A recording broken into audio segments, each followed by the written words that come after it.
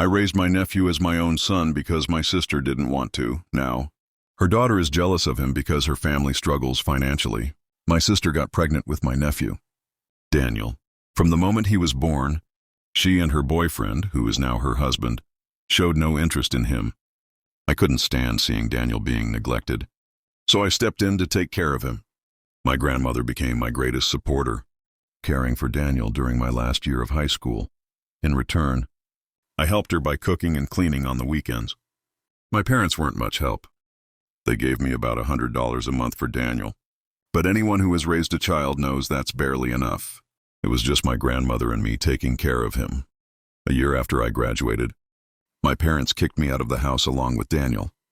My sister and her boyfriend refused to take us in, and my sister even admitted she regretted giving birth to him.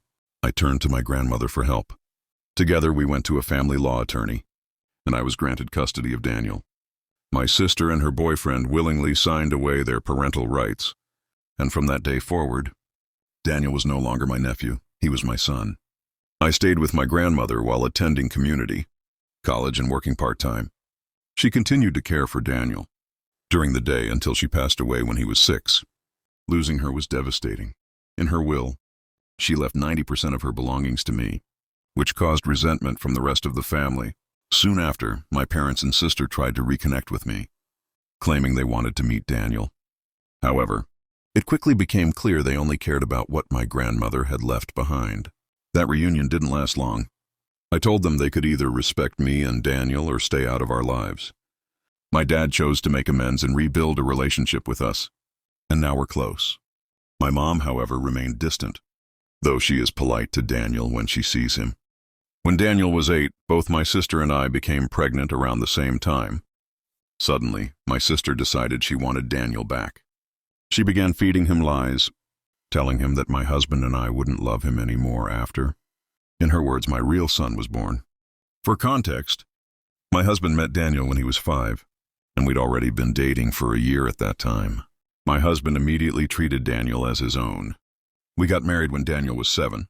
And my husband legally adopted him at 9, with Daniel's full support. One day, Daniel came home in tears, saying he was afraid we'd abandon him once the baby arrived. He explained that my sister and her husband had been telling him these hurtful lies. My husband and I reassured him that would never happen. We reminded him that he was, and always would be, our son. After that, I cut all ties with my sister and her husband. We also enrolled Daniel in both family and individual therapy to help him recover from the emotional damage my sister caused. When his younger brother Liam was born, we made sure Daniel understood that our love for him had not changed. 2 years later, my sister reached out again. After careful consideration, I decided to have limited contact with her, with my son and husband's approval. By this time, my husband and I were financially stable, and our children were well cared for. Daniel and Liam participated in extracurricular activities, got the gifts they wanted, and went on family vacations every summer. Meanwhile, my sister and her husband struggled financially and couldn't afford much for their daughter, Chloe. When Chloe was about 9, my sister started hinting that I should take on more responsibility for her. Although I gave Chloe birthday gifts and took her out occasionally, I didn't treat her the same as my children because she wasn't my responsibility. Now Liam is turning 17. And my husband and I were discussing getting him an affordable starter car, just like we did for Daniel. At the same time, Chloe is also turning 17. My sister promised her a car, even though she couldn't afford one, and then asked me to buy it instead. I refused, explaining that I never promised Chloe a car and that it wasn't my responsibility. My sister got upset and stopped speaking to me for a while. When Liam's 17th birthday arrived, we surprised him with his car. A few days later, Chloe called me in tears, yelling and asking why I hated her and couldn't treat her the same as Daniel and Liam. I stayed calm and explained that while I care about her, she is my niece, not my daughter. My responsibility is to my children. I told her that as her aunt, I celebrate her birthday, buy her gifts, and support her when I can, but I can't provide for her like I do for my sons. Chloe wouldn't listen. She accused me of being unfair and hung up on me. Later, my sister called, furious that I wasn't doing more for Chloe. I told her this entire situation was her fault for promising Chloe something she couldn't deliver. None of this would have happened if she hadn't made that promise. Since then, some of my family members and my sister's friends have been calling me names and saying I'm a terrible person.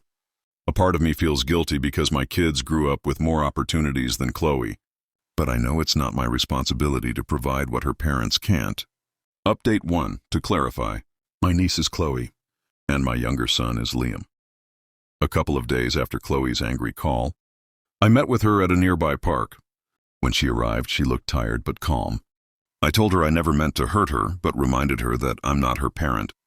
She admitted she felt jealous of Daniel and Liam because, in her eyes, they had everything she didn't. I explained to her that Daniel isn't her brother but her cousin, even though I raised him. I also told her that my kids don't just get what they want.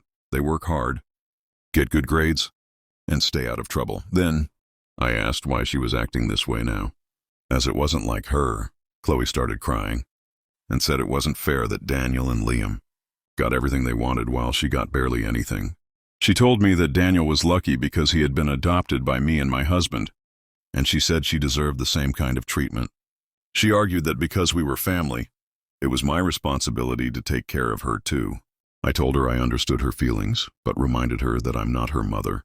I told her that I do love her, but she isn't my responsibility.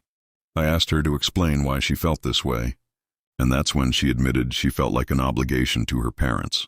She said they do take care of her, but when she compares her life to Daniel's and Liam's, she feels like she's in second place.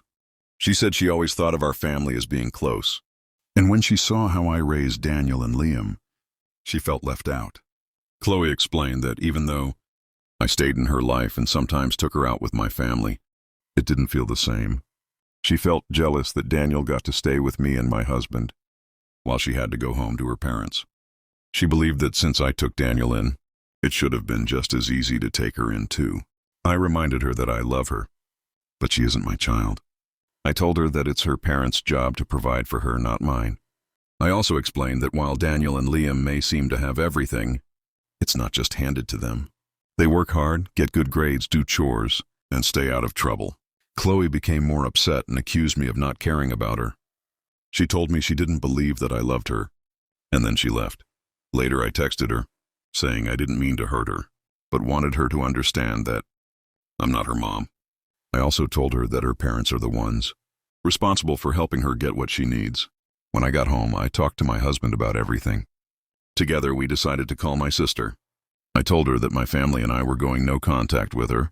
She asked how I planned to stay in touch with Chloe, and I told her Chloe was almost an adult now and could contact me herself if she wanted to. My sister then asked if I planned to help Chloe get a car. I told her no and repeated that it was her responsibility as Chloe's mother to take care of her. I ended the call and blocked her number. The next day, I got a call from my mom. She told me I should at least give Chloe some money for a car if I wasn't going to buy her one. I told her no, and when the conversation started turning into an argument, I hung up. Later, my dad called, and I explained everything to him. He agreed with me and supported my decision. A few days later, my dad showed up at my house looking upset. He told me that my mom had taken money out of their retirement fund and given it to my sister. This caused a huge fight between my parents, and my dad ended up leaving their house to stay at a motel for a while. After this, I went fully no contact with my sister and my mom. I also decided to go low contact with Chloe for the time being. Update 2, about a week later, I decided to talk to Chloe again. We arranged to meet at my house, and I made sure no one else was home so we could talk privately. When Chloe arrived, she seemed quiet and avoided eye contact. I asked if I could give her a hug, and when she nodded, she started crying the moment I hugged her. Chloe apologized for how she had acted, and I told her she didn't need to apologize. I asked her again about how her parents treated her because I wanted to understand her situation better. She told me her dad tries to spend time with her and treats her well, but he works 2 jobs and is often busy. Her mom is home more often but tends to keep to herself and doesn't like being bothered. When I asked if she felt neglected, she said no, but admitted that her parents don't spend much time together as a family. She said her parents argue a lot, mostly about money, and that her mom sometimes makes her feel like an obligation, but she insisted they do love her. I asked her why she kept calling Daniel her brother when she knows he's her cousin. She explained that she doesn't actually think of him as her brother, but thought calling him that might convince me to help her. I then asked if she understood how Daniel came to live with me. She told me her dad had explained the situation to her in full detail, but her mom had sugarcoated the story. Her dad told her the truth, including how her mom and dad gave up their parental rights. I told her I wanted to spend more time with her and asked if she'd like to have a fun day out together on Saturdays. Chloe got excited and said she'd love that. That weekend, I took her to a restaurant she'd wanted to try, and we spent the day together. Afterward, we went to a bookstore because she loves to read, and I bought her a couple of books she wanted. The next weekend, however, I had to cancel our plans. During football practice, Liam was tackled hard, which knocked the wind out of him and triggered a severe asthma attack. He was taken to the hospital on Friday, and he stayed there until Sunday. On Saturday morning, I called Chloe to let her know I had to cancel, but before I could explain why, she started yelling at me, saying I never cared about her and accusing me of putting her last. Then she hung up on me. I tried calling her back, but it went to voicemail. I sent her a text explaining that Liam was in the hospital and that we could reschedule for the next weekend. I never heard back from her. 2 days ago, my family and I were out for a family night when our neighbor called to say someone was vandalizing one of our cars. By the time we got home, the police were already there. It was Liam's car. It had scratches, dents, and broken windows. We checked our security footage and saw Chloe and another person vandalizing the car. My husband gave a copy of the video to the police, and Chloe and her friend were arrested. The next morning, my sister and mom came to my house, screaming that I was ruining Chloe's life and demanding I drop the charges. My husband was firm, saying we would not drop them, and both Daniel and Liam agreed. For now, that's where we stand.